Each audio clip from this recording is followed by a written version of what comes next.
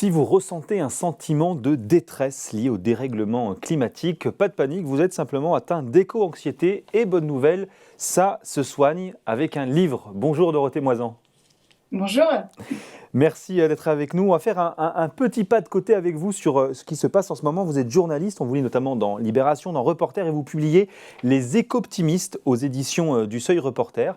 On va parler du livre, bien évidemment, dans une seconde, mais je voudrais démarrer justement avec vous sur une actualité parce que l'on apprenait, je crois, hier ou avant-hier, que les Hauts-de-France et la région PACA faisaient partie des régions qui étaient dans le monde à l'horizon 2050 les plus menacées par le dérèglement climatique. C'est une société australienne qui a audité environ 2500-2600 territoires, je crois, via une simulation fondée sur une augmentation de 3 degrés de la température mondiale. Est-ce qu'on n'a pas un peu raison quand même, malgré tout, quand on voit ce genre d'études, d'être un peu éco-anxieux finalement ? Alors, je pense que les personnes éco-anxieuses, c'est les personnes les plus saines et les plus équilibrées, les plus sensées D'accord ? aussi, dans un monde qui ne l'est plus. C'est ça la difficulté. Oui. Donc finalement, il ne faut pas que ces personnes-là s'inquiètent. C'est tout à fait normal d'être éco-anxieux au vu de la charge de mauvaises nouvelles qu'on a, et pas que climatiques. L'Ukraine, le Covid ont participé à mettre leur petite pierre. Justement, sur quel constat finalement vous avez, vous, développé l'écriture de cet ouvrage ? Tout simplement, il y a eu, moi j'ai quitté l'AFP il y a 6 ans et j'ai repris mes études pour faire un master 2 sur le changement climatique. Alors bien sûr, j'avais une idée de ce qui se passait sur le climat, l'écologie, sauf que là j'y suis vraiment plongée jusqu'au cou et j'ai pris conscience de l'ampleur du désastre climatique et puis l'ampleur aussi du défi à relever et qu'on ne relevait pas. C'est surtout cette impuissance face à qu'on ne faisait pas pour vraiment agir sur le changement climatique que je me suis sentie assez mal et je me suis dit qu'il fallait absolument que je m'engage dans une thérapie personnelle. Et justement, vous avez, alors votre thérapie, c'était de rencontrer finalement un peu les autres, d'échanger. Et donc, vous avez, à travers 9 portraits, vous racontez justement les bonnes pratiques, les inventions, ou parfois finalement des états d'esprit, c'est quasiment philosophique parfois, de ces éco-optimistes. Qu'est-ce qui vous a le plus marqué ? Et finalement, entre tous, même si c'est des personnalités très différentes, on pourra en dire un mot, quel était leur point commun ? Alors, le point commun à tous les éco-optimistes, je ne l'ai pas cherché, mais j'ai découvert, c'est assez simple, et quelque part, c'est une bonne nouvelle, c'est que finalement, c'était déjà écrit, on pouvait déjà le voir, c'est l'action. C'est tous des éco-actifs. C'est tout simplement agir rend heureux et ne rien faire rend anxieux. Donc, ça, c'est assez simple. Et le deuxième point commun, c'est vraiment le lien, être ensemble, ne pas rester dans sa petite bulle survivaliste tout seul là-bas, mais agir avec les autres, agir ensemble.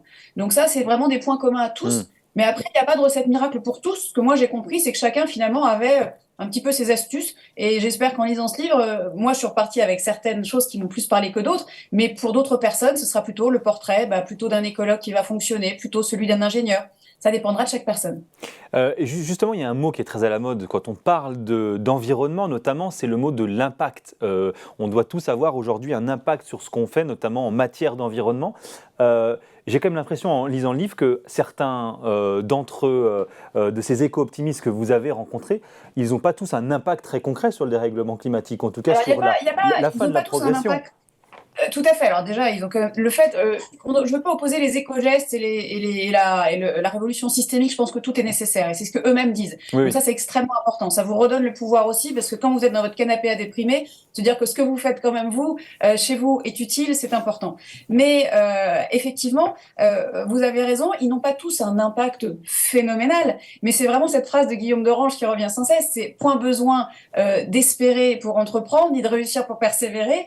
En fait, ils y vont tous, ils n'ont pas peur de l'échec. Et s'ils échouent, tant pis, au moins Mm, ils auront essayé. mm. Et c'est vraiment. Alors après, il y en a plein qui réussissent plein de choses, ne disons pas qu'il n'y a pas de réussite. Mais c'est vraiment Oui, oui. l'important, c'est l'énergie qu'ils y mettent, qui est très communicative, et de se dire si ça ne marche pas là, c'est pas grave, on aura essayé. Bon, est-ce que la crise sanitaire, la crise du Covid qu'on a rencontrée, vous avez le sentiment que ça a malgré tout un petit peu changé la donne, qu'il y a une prise de conscience justement un peu plus large et peut-être qu'on est moins éco-anxieux, pas forcément éco-optimiste, mais en tout cas on essaye de s'y mettre ?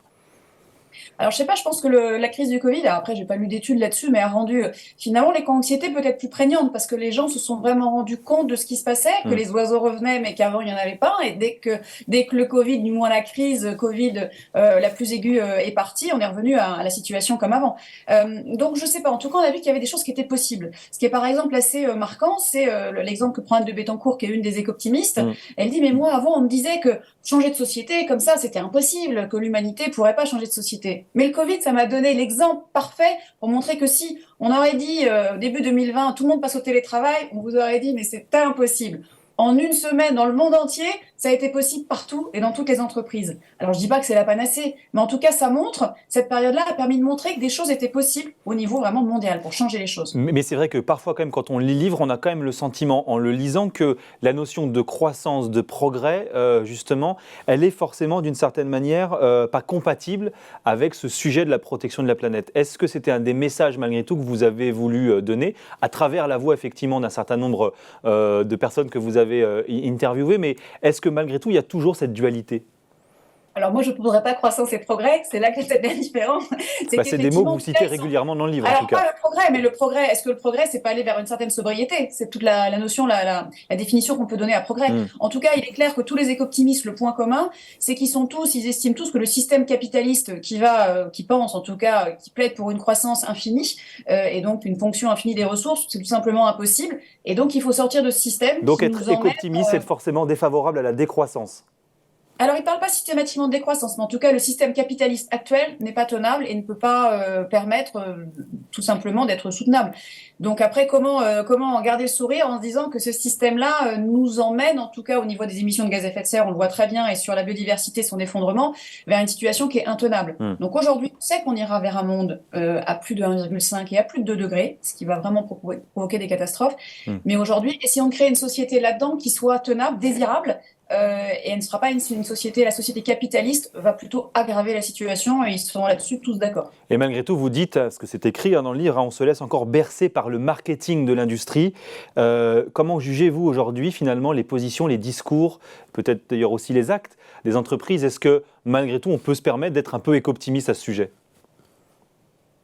Il faut qu'on le soit, mais aujourd'hui, effectivement, moi, ma prise de conscience en 2015, c'était quand je me suis rendu compte que je me faisais bercer par le discours de l'industrie, alors que j'avais été bernée.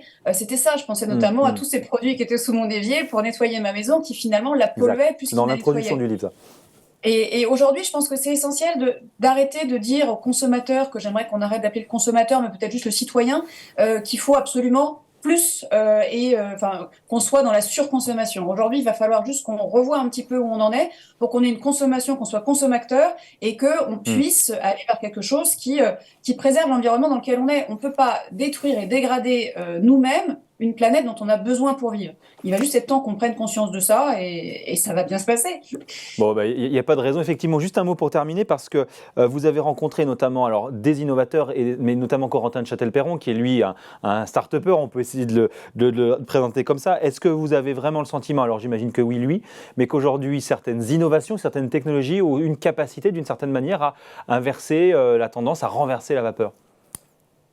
Je pense vraiment que tout ce que, en l'occurrence, Corentin de Châtel-Perron et le Low Tech Lab de Concarneau sont vraiment on n'est pas sur des innovations extraordinaires. C'est sûr qu'on oppose low tech et high tech, mais en fait, on a aujourd'hui besoin pour assumer des besoins comme l'eau potable, qui va quand même poser de plus en plus de problèmes, pour garder nos aliments pour se nourrir, qui sont essentiels et sont vraiment développés par cet ingénieur et son groupe. Il n'y a pas que lui. Il va en dénicher partout dans le monde pour ensuite les diffuser de manière libre.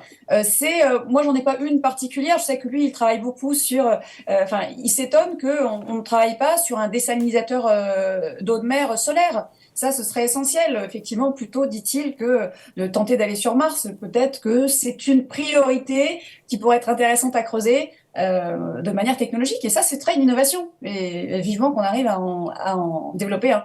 Bon, et juste pour terminer, mais ma phrase préférée dans le livre, c'est quand même: pour communiquer sur des informations anxiogènes, il faut de l'humour ou de l'émerveillement. Ça résume pas mal de choses du livre notamment. C'est quoi la vôtre, justement?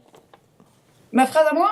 Eh ben moi, écoutez, elle est à côté, elle est punaisée près de mon bureau, et c'est celle-ci: on fait grandir ce que l'on regarde. Ça veut dire qu'effectivement, par exemple, c'est exactement de votre émission Ecorama, on vient de parler de choses un peu plus positives. Ça ne gomme pas tout ce qui est négatif, ça ne gomme pas toutes les mauvaises nouvelles sur le fait qu'on est au 32e jour de sécheresse en France, etc. Mais ça veut dire que de penser de 7h ce matin à minuit ce soir à cette sécheresse, ça va pas nous aider. Et donc, il faut vraiment qu'on arrive à se focaliser sur des choses positives pour y aller ensemble, parce qu'on n'aura aucune énergie, on sera paralysé si on reste totalement enfermé dans cette éco-anxiété tout seul. Bon. Donc voilà, ma phrase, elle est là.